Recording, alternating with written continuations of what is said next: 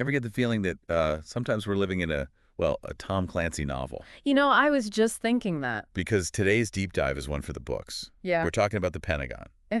on January 6th, guided by, of course, your pick, Mm-hmm. Proof of Coup by Seth Abramson. And this book, let me tell you, it really digs deep. Deep doesn't even begin to cover it. No. This isn't just about, security failures on that day. This is about what Abramson argues was a deliberate, almost a planned attempt to use the Pentagon to just completely overturn the election. And the thing is, when you really start to look at the players involved, it's almost like a who's who of political intrigue. Oh, absolutely. Yeah. And we have to start with the man himself, right? Yeah.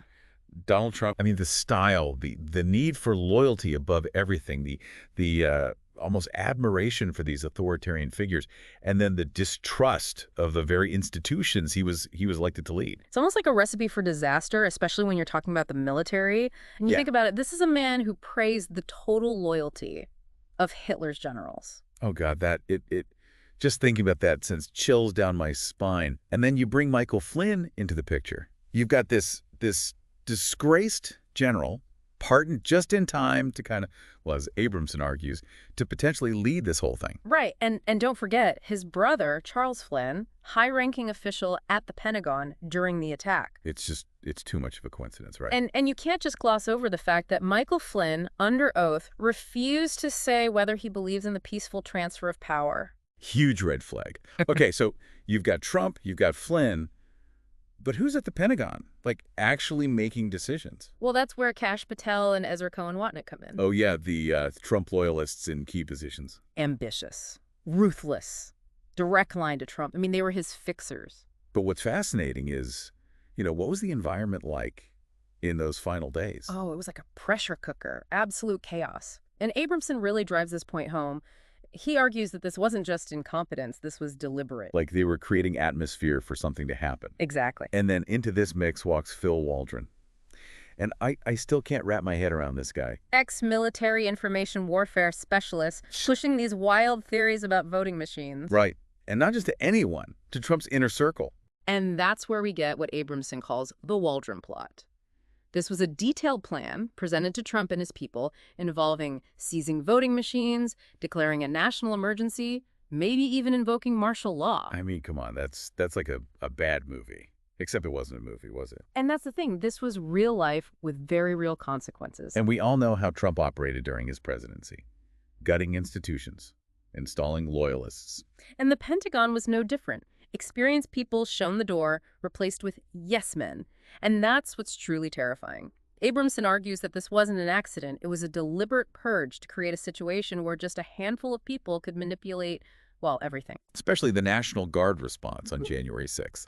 It's one thing to, hear about it, these theories, but Abramson really paints a picture of what Trump's team was doing in those final days before January 6th. They were hard at work. Absolutely. And this wasn't just Trump sending out tweets. This was coordinated. Right. You had Sidney Powell, remember her, the Kraken lawyer, pushing those lawsuits and acting as a go-between, according to Abramson, for Trump and these figures in the Pentagon. Didn't she even slip up at one point and call the Trump campaign her team? Yeah, she did. A slip of the tongue, maybe, or maybe something more. Exactly. But it gets even more direct. Mark Meadows, Trump's chief of staff, Mm-hmm. burning documents, using encrypted messaging, and that phone call to General Milley as the Capitol was being overrun. I mean, what was Meadows even doing during that call? What was so important? If you believe Milley's testimony, Meadows was obsessed with controlling the narrative. He was laser focused on it. What do you mean? Meadows told Milley, and I'm paraphrasing here, but he basically said, "We need to make sure everyone knows the president is still in charge." Wow. So he's more concerned with optics and power than with the people in the Capitol. It really makes you think, right? And remember, this is while the National Guard deployment is being held up. Right. Abramson even suggests that Meadows was trying to downplay Pence's role in authorizing that deployment. To make it seem like Trump was, still in control. Exactly. But wait, hold on. Where were Patel and Cohen-Watnick while all this is going down? $1 million question. What were they doing during those critical hours? We still don't have all the answers. But we know this much. They were in constant communication with Meadows. Okay. And Abramson highlights this. Under their watch, The Pentagon completely underestimated the threat from those protesters. You're saying they should have known better. They were in a position to know better, they had the intelligence, and Abramson suggests they might have even downplayed it deliberately to cause more chaos. Okay, so we've got that going on. And at the same time, you have Waldron floating this plan about seizing voting machines. What was the point of that? Think back to those PowerPoint presentations, right? The ones outlining that plan. Seizing voting machines, declaring an emergency. Wild stuff. Abramson argues that this wasn't just some, theoretical exercise. This was a serious proposal, presented to Trump more than once. Hold on. You're saying Trump was actually considering this? Yes. Abramson says that, based on his sources, Trump was very intrigued by the idea of using the military to overturn the election. So this was more than just talk. This was a plan. Potentially. No, Trump didn't invoke martial law. He didn't order the military to seize voting machines.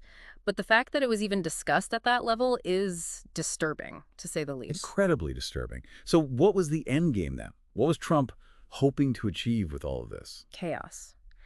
Abramson believes that the goal was to create enough chaos and uncertainty to delay the certification. To buy time. Exactly. To buy time, to pressure state legislatures, maybe even try to declare himself the winner. Based on those flimsy fraud claims.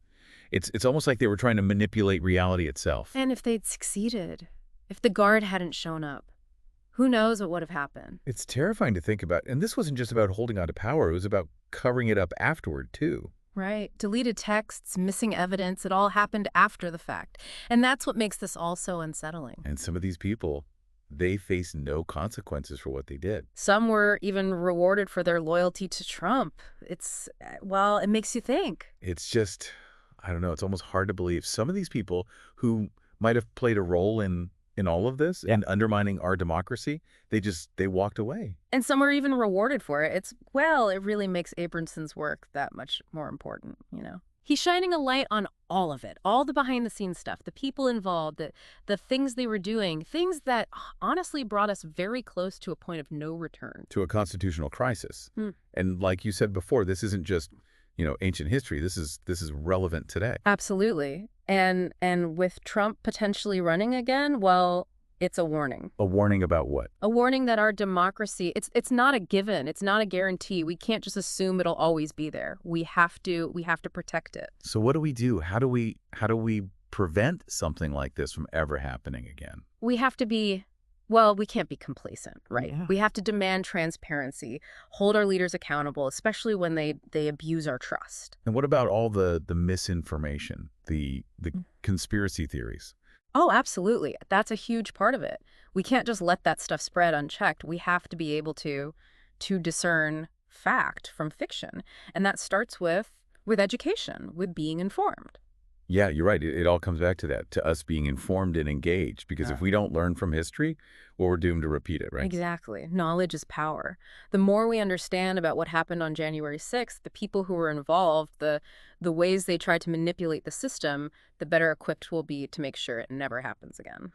Well, this has been quite the deep dive. Proof of Coup is, it's a lot to process. Thank you for guiding us through it. It's been my pleasure. And you're right, it is a lot. But these are conversations we need to be having. These are questions we need to be asking because, like I said, we can't take our democracy for granted. Well said. And to everyone listening, thank you for joining us on this deep dive. And remember, it's up to all of us to stay informed, stay engaged, and to never stop questioning.